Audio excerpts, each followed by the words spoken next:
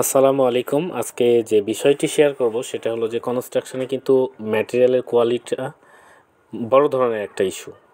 যেটা এই বালিগুলোর ভিতরে যে মাটির একটা দোলা টাইপের পাওয়া যাচ্ছে, যেগুলো আমাদের কনস্ট্রাকশনে কিন্তু এগুলো ক্ষতি করবে। তো এইটার জন্যই মূলত আমরা এই বালিগুলোকে চালনি দিয়ে চেলে নিচ্ছি।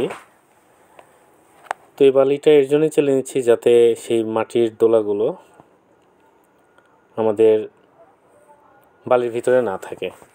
তো এই পর্যায়ে যেটা করছি যে আমরা বালিগুলো চেলে এরপরে পানি দিয়ে আমরা সম্পূর্ণ ওয়াশ করে নিব। তো চালার পরে যেটা দেখতেছি যে হাতে নিয়ে দেখছেন যে আমাদের বালির গ্রেডিয়েশনটা অনেক ভালো। তো এর ভিতরে মাটির দোলাগুলো থাকার জন্য শুধুমাত্র আমরা বালুগুলো চেলে নিচ্ছি।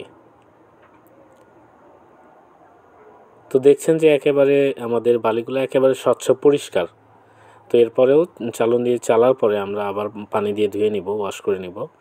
তো এই চালার পরে যেটা আমরা পাচ্ছি এই যে মাটির দোলাগুলো, এই টাইপের দোলাগুলো আমরা সম্পূর্ণ আলাদা করে ফেলছি।